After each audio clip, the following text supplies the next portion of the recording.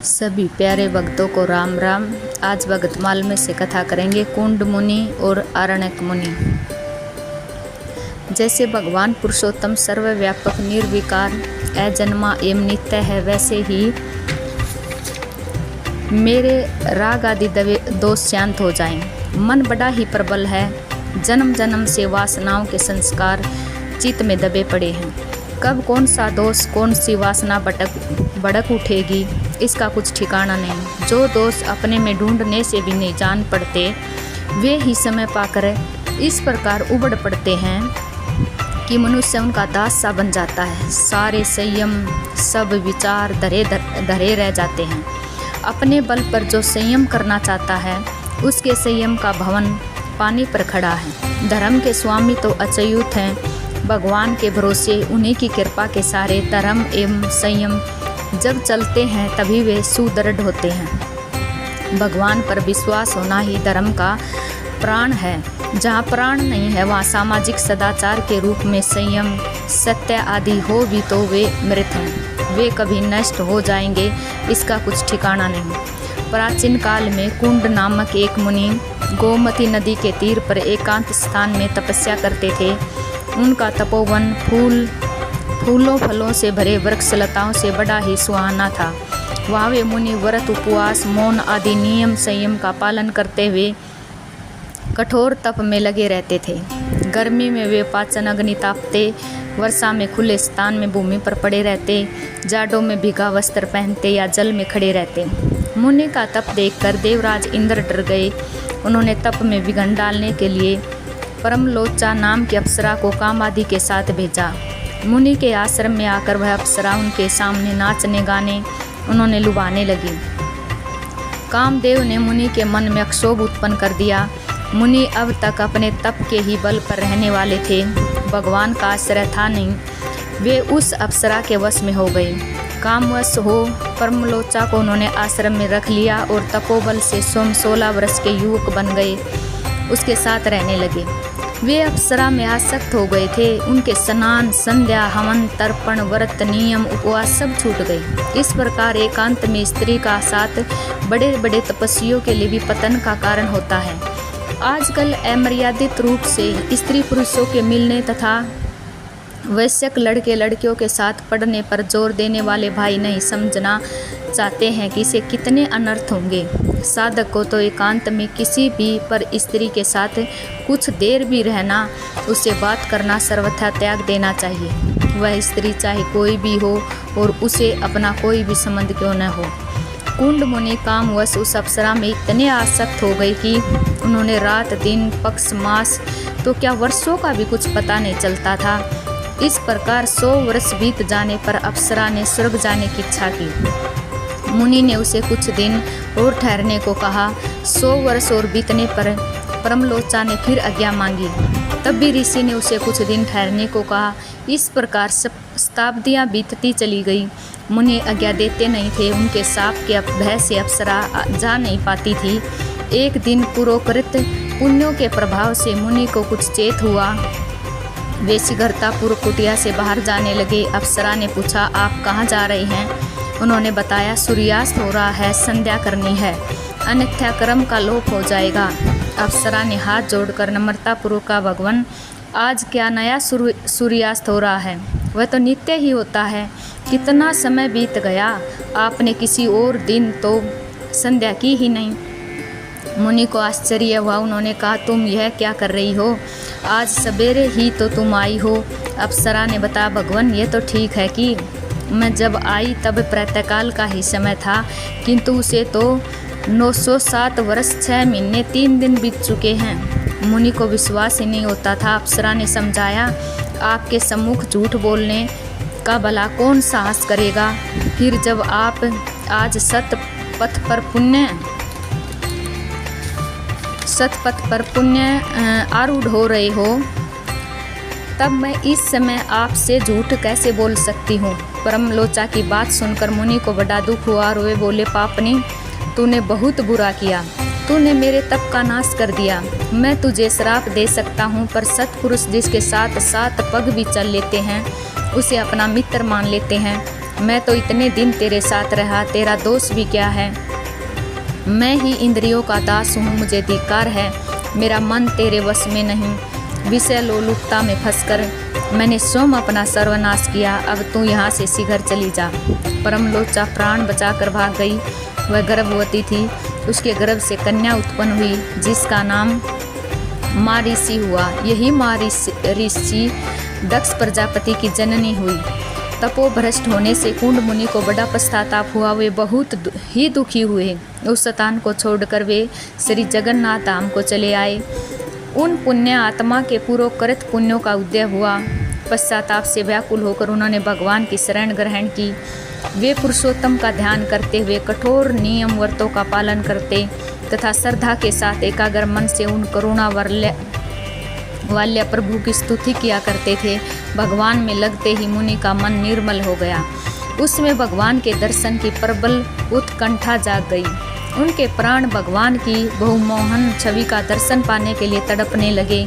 मुनि की भक्ति एवं उत्कंठा देखकर भगवान उनके सम्मुख प्रकट हो गई। अलसी के फूलों के समान रंग वाले परम सुंदर सुकुमार ज्योतिर्मय श्री अंग पर पीताम्बर पहने, शंख चक्र गदा पद्म धारण किए, वृक्ष पर श्री वत्स्य के चिन्ह तथा वनमाला से भूषित त्रिभुवन सुंदर भगवान को मुनि ने अपने सामने ही देखा। भगवान ने उनसे कहा, सुव्रत, तुम क्या चाहते हो? तुमको जो कुछ भी मांगना हो मांग लो। कुंड मुनि ने प्रभु के चरण में गिर पड़े और उनके मुख से निकला, आज मेरा जन्म सफल हो गया। उन्होंने भगवान की पूजा की और फिर भगवान के गुण प्रभाव आदि का वर्णन करते हुए स्तुति की।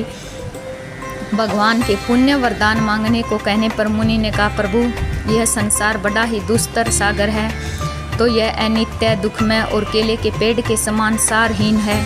यह माया से ही दिखता है, जल के बुलबुले के समान अक्षण भंगुर है, फिर भी इसमें महान उपद्रव है। यह भयानक है, कष्ट ही कष्ट है इसमें। आपकी माया से मैं इसमें मोहित होकर अनादिकाल से चक्कर लगा रहा हूँ। मैं इतने लंबे समय से इसी में डूब रहा है, फिर भी इसका अंत नहीं मिला। अब मैं इससे भयभीत होकर आपकी शरण आया हूँ। देवेश गोविंद, आप मुझ पर कृपा करें, मुझे इस संसार सागर से सदा के लिए पार कर दें। भगवान ने कहा, मुनि, तुम्हें अवश्य मोक्ष प्राप्त होगा। स्त्री या पुरुष किसी वर्ण का कोई भी मनुष्य हो, जो कोई मेरी शरण आता है, जो भी मेरी भक्ति करता है, वह अवश्य मुझे प्राप्त कर लेता है। भगत वत्सल श्री हरि मुनि को वरदान देकर अंतर्हित हो गए। कुंड मुनि ने भी समस्त कामनाओं को त्याग कर ममता तथा अहंकार को छोड़कर इंद्रियों को भली भांति संयमित करके मन को भगवान में लगा दिया और वे देव दुर्लभ परम पद को प्राप्त हुए। आरण्यक मुनि। त्रेता युग में भगवान श्री राम का अवतार हुआ और उससे पहले की बात है। आरण्यक मुनि परमात्म तत्व को जानकर परम शांति पाने के लिए घोर तपस्या कर रहे थे। दीर्घकालीन तप से ही जब सफलता नहीं मिली, तब मुनि किसी ज्ञानी महापुरुष की खोज करने लगे। वे अनेक तीर्थों में घूमे, बहुत लोगों से मिले, पर उनको संतोष नहीं हुआ। एक दिन उन्होंने तीर्थ यात्रा के लिए तपोलोक से पृथ्वी पर उतरते दीर्घजीव लोमस ऋषि के दर्शन किए। वे ऋषि के समीप गए और चरणों में प्रणाम करके नम्रतापूर्वक प्रार्थना की कि भगवान, दुर्लभ मनुष्य शरीर पाकर जीव किस उपाय से दुस्तर संसार सागर को पार कर सकता है। आप दया करके मुझे ऐसा कोई व्रत, दान, जप, यज्ञ या देव आराधना बतलाइए, जिससे मैं इस भवसागर से पार हो सकूं। महर्षि लोमस ने कहा, दान, तीर्थ, व्रत, यम, नियम, यज्ञ, योग, तप आदि सभी उत्तम कर्म हैं, किंतु इनका फल स्वर्ग है।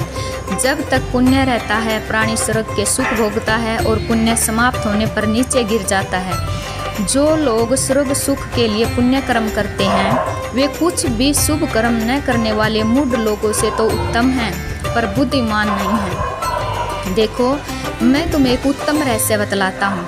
भगवान श्री राम से बड़ा कोई देवता नहीं, राम से उत्तम कोई व्रत नहीं, राम से श्रेष्ठ कोई योग नहीं, राम से उत्कृष्ट कोई यज्ञ नहीं। श्री राम नाम का जप और श्री राम का पूजन करने से मनुष्य इस लोक तथा परलोक में सुखी होता है। श्री राम की शरण लेकर प्राणी अनायास संसार सागर को पार कर जाता है। श्री राम का स्मरण ध्यान करने से मनुष्य की सभी कामनाएं पूर्ण होती हैं। उसे परम पद प्राप्त कराने वाली भक्ति भी श्री राम देते हैं। जो उत्तम कुल में उत्पन्न हुए हैं उनकी तो चर्चा ही क्या है। चंडाल भी श्री राम का प्रेम पूर्वक स्मरण करके परम गति पाता है। श्री राम ही एकमात्र परम देवता हैं। श्री राम का पूजन ही प्रधान व्रत है। राम नाम ही सर्वोत्तम मंत्र है। जिनमें राम की स्तुति है वे ही उत्तम शास्त्र हैं। अतएव तुम मन लगाकर श्री राम जी का ही भजन पूजन एवं ध्यान करो। अरण्यक मुनि को बड़ी प्रसन्नता हुई और यह उपदेश सुनकर उन्होंने महर्षि लोमस से ध्यान करने के लिए श्री राम के स्वरूप को जानना चाहा। महर्षि ने कहा, रमणीय अयोध्या नगरी में कल्पतरु के नीचे विचित्र मंडप में भगवान श्री रामचंद्र विराजमान हैं। महामरकत मणि नीलाकांत मणि श्रवण से बना हुआ अत्यंत मनोहर उनका सिंहासन है। सिंहासन की प्रभा चारों ओर छिटक रही है। नव दुर्वादल श्याम सौंदर्य सागर देवेंद्र पूजित भगवान श्री रघुनाथ जी सिंहासन पर बैठे अपनी छटा से मुनियों का मन हरण कर रहे हैं। उनका मनोमुग्धकारी मुखमंडल करोड़ों चंद्रमाओं की छवि को लज्जित कर रहा है। उनके कानों में दिव्य मकराकृत कुंडल झलमला रहे हैं। मस्तक पर किरीट सुशोभित है। किरीट में जड़ी हुई मणियों की रंग बिरंगी प्रभा से सारा शरीर रंजित हो रहा है। मस्तक पर काले घुंघराले केस, उनके मुख में सुधाकर की किरणें जैसी दंत पंक्ति शोभा पा रही हैं। उनके होठ और अधर विदुरमणि जैसे मनोहर कांति में हैं, जिसमें अनाय शास्त्रों सहित ऋक साम आदि चारों वेदों की नित्य स्फूर्ति हो रही है। जाव कुसुम के समान ऐसी मधुमय रसना उनके मुख के भीतर शोभा पा रही है। उनकी सुंदर देह कुंभ जैसे कमनीय कंठ से सुशोभित है। उनके दोनों कंधे सिंह स्कंदों की तरह ऊंचे और मांसाल हैं। उनकी लंबी भुजाएं घुटनों तक पहुंची हुई हैं। अंगूठी में जड़े हुए हीरों की आभा से उंगलियां चमक रही हैं। केयूर और कंकण निराली ही शोभा दे रहे हैं। उनका सुमनोहर विशाल वक्षस्थल श्री लक्ष्मी और श्री वत्सादि विचित्र चिन्हों से विभूषित है। उदर में त्रिवली है, गंभीर नाभि है, मनोहर कटिदेश मणियों की करंदनी से सुशोभित है। मस्तक पर सुंदर तिलक है। अपनी छवि से वे सबका चित्त जबरदस्ती अपनी ओर खींच रहे हैं। इस प्रकार भगवान के मंगलमय तथा छवि में दिव्य स्वरूप का वर्णन करके लोमस जी ने कहा, मुनि तुम इस प्रकार भगवान श्री राम का ध्यान और स्मरण करोगे तो अनायास ही संसार सागर से पार हो जाओगे। लोमस जी की बात सुनकर आरण्यक मुनि ने उनसे विनम्र शब्दों में कहा, भगवान आप कृपा करके मुझे भगवान श्री राम का ध्यान बतलाया तो सो बड़ा ही अच्छा किया। मैं आपके उपकार के भार में दब गया, परंतु नाथ इतना तो बतलाइए कि ये श्री राम कौन है और इनका मूल स्वरूप क्या है और ये अवतार क्यों लेते हैं। महर्षि लोमस जी ने कहा, हे वत्स, पूर्ण सनातन तत्पर परमात्मा ही श्री राम है। समस्त विश्व ब्रह्मांड की उत्पत्ति इन्हीं से हुई है। यही सबके आधार, सब में फैले हुए, सबके स्वामी, सबके सर्जन पालन और संहार करने वाले हैं। सारा विश्व इन्हीं की लीला का विकास है। समस्त योगेश्वरों के परम ईश्वर दया सागर से प्रभु जीव की दुर्गति देखकर उन्होंने घोर नरक से बचाने के लिए जगत में अपनी लीला और गुणों का विस्तार करते हैं, जिनका गायन करके पापी से पापी मनुष्य भी तर जाते हैं। ये श्री राम इसी हेतु अवतार धारण करते हैं। इसके बाद लोमस जी ने भगवान श्री राम का पवित्र चरित्र संक्षेप में सुनाया और कहा, त्रेता के अंत में भगवान श्री राम अवतार धारण करेंगे। उस समय जब वे अश्वमेध यज्ञ करने लगेंगे तब अवश्य के साथ उनके छोटे भाई शत्रुघ्न जी आपके आश्रम में पधारेंगे। तब आप श्री राम जी के दर्शन करके उनमें लीन हो सकेंगे। महर्षि लोमस के उपदेश अनुसार अरण्यक मुनि रेवा नदी के किनारे कुटिया बनाकर रहने लगे और वे निरंतर राम नाम का जप करते और श्री राम के पूजन ध्यान में ही लगे रहते हैं। बहुत समय बीत जाने पर जब अयोध्या में मर्यादा पुरुषोत्तम ने श्री राघवेंद्र के रूप में अवतार धारण करके लंका विजय आदि लीलाएं संपन्न कर ली और अयोध्या में वे अश्वमेध यज्ञ करने लगे, तब यज्ञ का अवश्य छोड़ा गया। अवश्य के पीछे उसकी रक्षा करते हुए बड़ी भारी सेना के साथ शत्रुघ्न जी चल रहे थे। अवश्य जब रेवा तट पर मुनि के आश्रम के समीप पहुंचा और शत्रुघ्न जी ने अपने साथी सुमित से पूछा, यह किसका आश्रम है। सुमित से परिचय प्राप्त करके वे मुनि की कुटिया पर गए और मुनि ने उनका स्वागत किया। और शत्रुघ्न का परिचय पाकर वे आनंद मगन हो गई। अब मेरी बहुत दिनों की इच्छा पूरी हो गई। अब मैं अपने नेत्रों से भगवान श्री राम के दर्शन करूंगा। मेरा जीवन धारण करना अब सफल हो जाएगा। इस प्रकार सोचते हुए मुनि अयोध्या की ओर चल पड़े। अरण्यक मुनि देव दुर्लभ परम रमणीय अयोध्या नगरी में पहुँचे। उन्होंने सूर्य के तट पर यज्ञशाला में यज्ञ की दीक्षा लिए। नियम के कारण आभूषण रहित मृग चरम का उत्तरीय बनाए, हाथ में कुश लिए नव दुर्वा दल श्याम श्री राम को देखा। वहाँ दीन दरिद्रों को मनमानी वस्तुएं दी जा रही थी। विप्रियों का सत्कार हो रहा था। ऋषिगण मंत्र पाठ कर रहे थे, परंतु अरण्यक मुनि तो एकटक श्री राम की रूप माधुरी देखते हुए जहाँ के तहाँ खड़े रह गए। उनका शरीर पुलकित हो गया। वे बेसुध से होकर उस भवन मंगल छवि को देखते ही रहे। मर्यादा पुरुषोत्तम ने तपस्वी मुनि को देखा और देखते हुए उठ खड़े हुए। इंद्रादि देवता तथा लोकपाल भी जिनके चरणों में मस्तक झुकाते हैं, वे ही सर्वेश्वर श्री राम मुनिवर, आज आपके पधारने से मैं पवित्र हो गया, यह कहकर मुनि के चरणों पर गिर पड़े। तपस्वी अरण्यक मुनि ने झटपट अपनी भुजाओं से उठाकर श्री राम को हृदय से लगा लिया। इसके पश्चात मुनि को उच्च आसन पर बैठाकर राघवेंद्र ने स्वयं अपने हाथ से उनके चरण धोए और वह चरणोदक अपने मस्तक पर छिड़क लिया। भगवान ब्रह्मदेव उन्होंने ब्राह्मण की स्तुति की। मुनि श्रेष्ठ, आपके चरण जल से मैं अपने बंधु बांधवों के साथ पवित्र हो गया। आपके पधारने से मेरा अश्वमेध यज्ञ सफल हो गया।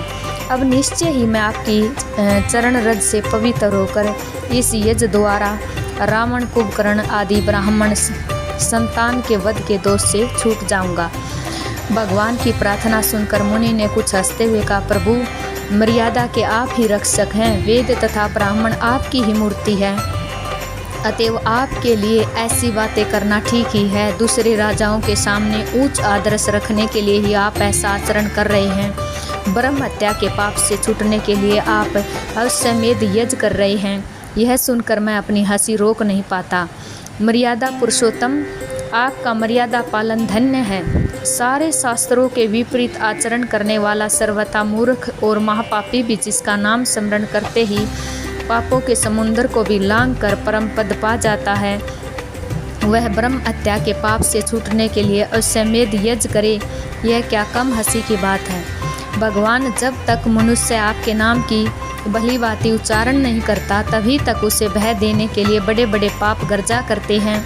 राम नाम रूपी सिंह की गर्जना सुनते ही महापाप रूपी गजों का पता तक नहीं लगता। मैंने मुनियों से सुना है कि जब तक राम नाम का भली बातें उच्चारण नहीं होता, तभी तक पापी मनुष्य को पाप ताप भयभीत करते हैं। श्री राम, आज मैं धन्य हो गया। आज आपके दर्शन पाकर मैं संसार के ताप से छूट गया। भगवान श्री राम ने मुनि के वचन सुनकर उनका पूजन किया। सभी ऋषि मुनि भगवान की लीला देखकर धन्य धन्य कहने लगे। अरण्यक मुनि ने भावावेश में सबसे कहा, मुनिगण, आप लोग मेरे भाग्य को तो देखें कि सर्वलोक महेश्वर श्री राम मुझे प्रणाम करते हैं। ये सब के परम आराध्य मेरा स्वागत करते हैं। स्तुतियाँ जिनके चरण कमलों की खोज करती हैं, वे मेरा चरणोदक लेकर अपने को पवित्र मानते हैं। माँ, आज धन्य हो गया।